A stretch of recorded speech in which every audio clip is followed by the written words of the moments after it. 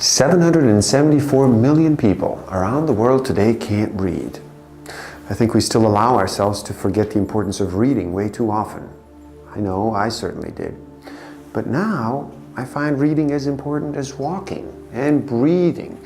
Isn't that interesting? We take that first breath, take those first steps, we read those first words, and from then on, we slowly start to take these simple things for granted. I dare to say we are aware that reading is one of the easiest and most effective ways to gain new knowledge. Still, how often do we create time and space to do it? To unlearn old things just as much as to learn new ones, to stay open and to grow, to expand. Remember, knowledge is power, and applied knowledge is a superpower. And here lies one of the keys to success: application. Reading is not done to simply store more data. It is that first step towards application and towards success. Would you be surprised if I told you that an average person reads 2 books per year? And 1 in 4 Americans did not read even 1 book this last year. On the other hand, an average CEO reads 4 to 6 books a month. This is one of the biggest reasons for their success. This is what makes them leaders. Now, how can you read a book a week? How many words are in a book anyway? And how many words can I read in 1 minute? Well, let's look at the data. According to Amazon, a median number of words per book is 64,000. An average person reads about 200 words per minute. Simple math will tell us that is 1 book in 320 minutes. To accomplish this in 7 days, numbers say you would have to read for 45 minutes a day. 45 minutes a day? That is very much doable. An average Netflix episode is 45 to 60 minutes long. But here's the trick. This time simply has to be scheduled on your calendar. Just like a doctor's visit or your workout session, lunch hour is scheduled. Unless it is on your calendar, it simply will not be done. So go ahead and put it on your calendar and take that first step. And also, no cheating. You do not want to be reading in order to fall asleep. You want to be wide awake and alert. So why would I do this, you ask? Well, the idea of downloading decades of knowledge from teachers that have placed this knowledge into their books was very appealing to me. Imagine you choose your own personal teacher for a week from any of these areas of knowledge: science and philosophy, religion and spirituality, art. Teachers like Marcus Aurelius, Descartes, and Freud, names like Arthur Clarke, Stephen King, and Tesla, Eckhart Tolle, Dalai Lama, or Yogananda, James Joyce, or Leonardo da Vinci. Your choice, old school or new. Rather than going to my list of 2018 teachers here, you can see all the books by going to sfwalker.com/knowledge. I will tell you the total cost of these books: $729.55. Through books this last year, I've learned from over 50 of the world's brightest minds. Truly priceless. Attending a seminar with just one amazing teacher and some of their guests will sometimes cost you $15,000. There's a whole different value there, but $729.55? Now that's a deal. I really wanted to learn about how do we humans function. After my world collapsed and crashed and my illusions were shattered, I wanted to expand from only relying on science as the source of knowledge and open myself to philosophy, to religion and spirituality, to art. I wanted to apply a holistic approach to gaining wisdom from various sources of knowledge. I was reminded that teachers are everywhere around us, and if we are ready to learn, we do always recognize them. I will tell you one thing: each new book that came to me came in flow, and it always gave me answers I was seeking. It is as if someone was looking over me and providing me with exactly what I needed and when. And we both know someone is. It is actually simply magical. So what have I learned? Well, how much time do you have? I'll do my best to keep it short here. The biggest thing I've unlocked was that if I ask and I allow, I will receive. I simply have to make sure that I know how I feel in the present moment. The only limitation ever is the one I set in my mind, so I've learned I have to be the gardener of my mind.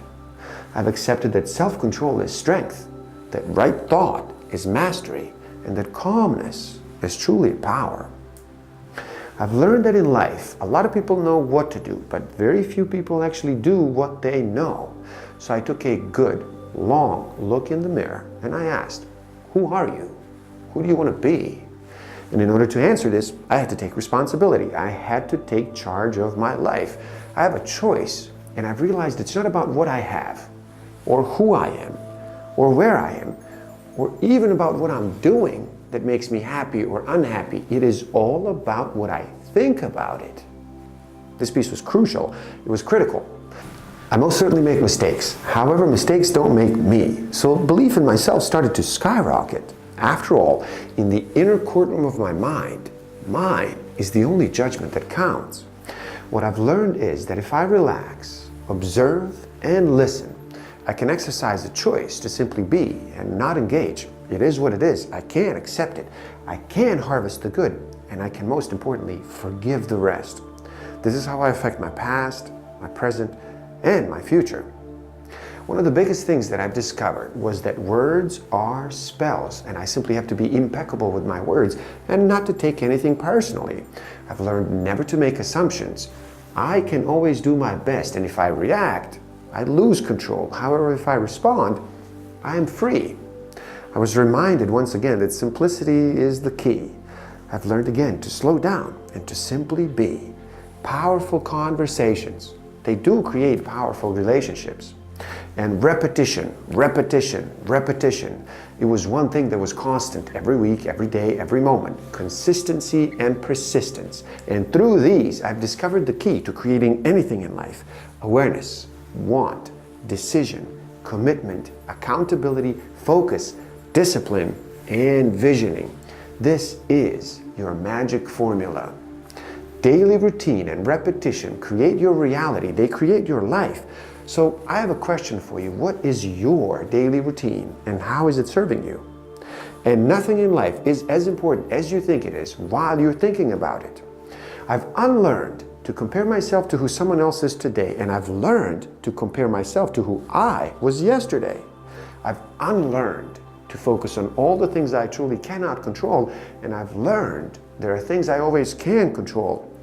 Thoughts I think, images I visualize, and actions I take. I can always see clarity, I can generate energy, I can create necessity, I can increase productivity and develop influence, and I can demonstrate courage. Thanks to reading, I've learned that in order to get to the right answer, I have to come up with the right question. I started asking myself some of these questions. Where is your knowledge coming from? What do you eat? How's this working out for you? I started to listen to my intuition, to love my body. I finally understood this is my home, this is my temple. What I've learned is that when we become too focused on what is going on around us, we lose touch with what is going on deep inside of us. I've unlearned to instantly run from the dark, run from the negative, to hide. And I started asking, is your dark side controlling you, or are you controlling your dark side? I started to tell myself, trust yourself, decide, be relentless. I was also reminded beautifully that falling in love is not by choice, but staying in love is. So now I keep my love tank full by choice. And most important lesson I've learned was to let go of my personality's reactions of like and dislike. I really had to unlearn this one. I actually can allow for the complete message to be created. It is in my mind, the whole network. I don't have to just simply buy into the reactionary like or dislike story from the storyteller inside the head brain. I was able to break free from the emotions I have memorized, which have become my personality. To change my life, I've changed the beliefs about the nature of reality. I understood the concept. A new personality creates a new personal reality. So how can we all be better humans? Save the planet. Well, we can all be more. H, helpful. U, understanding. M, mindful. A, amusing. And N, nurturing. Human. And present moment awareness. Be in the present. Never give up.